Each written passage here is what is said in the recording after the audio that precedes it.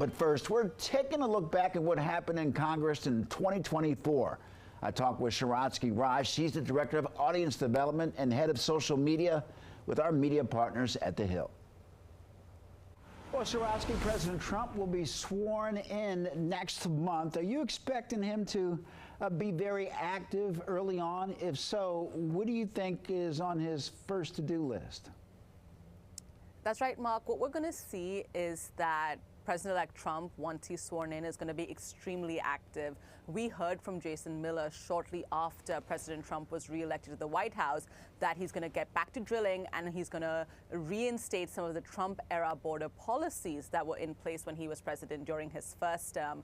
Now, what we're going to see is he's also going to act on tariffs on foreign goods from some of America's biggest partners. And he is very, very adamant that he's going to hit the ball running from day one of his term. We're going to see a lot of executive actions. He's going to maybe issue some pardon for some of the Jan 6, 2021, rioters who took part at the Capitol.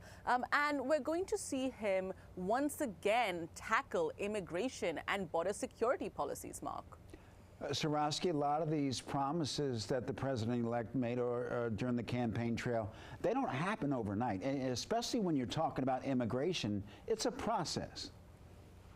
It is, and some of these things take a really long time, but what he is looking to do is he's looking, with the help of both the Republican-controlled House and Senate, to move some of his agenda items really swiftly through both the House and Senate, because, the Republicans control the House, Senate, and the White House, with President Trump being sworn in January. But what we will see is a whole host of executive orders that President Trump might issue on day one.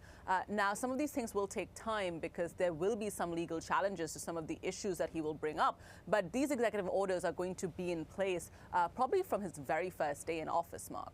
Sharatsky, you talked about the Republicans having control of the House and the Senate. Does that give them momentum as the new session begins? It definitely does give them a lot of momentum. Now, there's already a lot of talk about their very expansive calendar of legislation that they're going to bring to the table in 2025. We've seen the calendar for 2025, and it is jam-packed.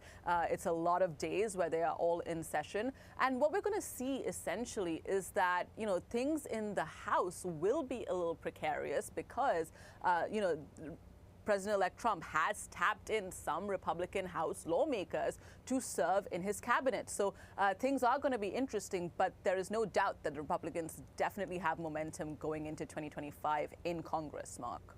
Even though the Republicans will have that momentum, and they certainly earned that on election night, can Republicans and Democrats find common ground, Sharatsky, on key issues? Everybody always says, well, infrastructure.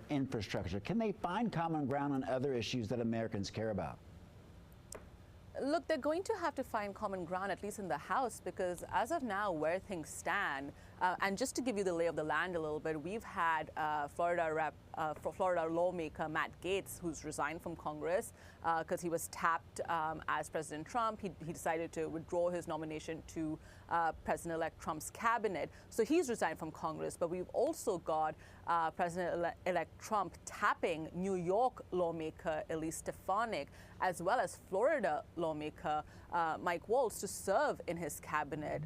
Elise Stefanik is going to be the UN ambassador, and if she's confirmed, and Mike Waltz will be his national security advisor. So what we're seeing right now is that the Republicans' majority in the House will be down to 217 to 215. So essentially, this gives them very little room to maneuver if there are some Republicans who are sick or who aren't at votes. So essentially, they might really need the Democrats to help pass some of their legislative efforts in the House, at least. So they are going to have to find some common ground, Mark. Sharatsky Raj, thank you so very much for joining us.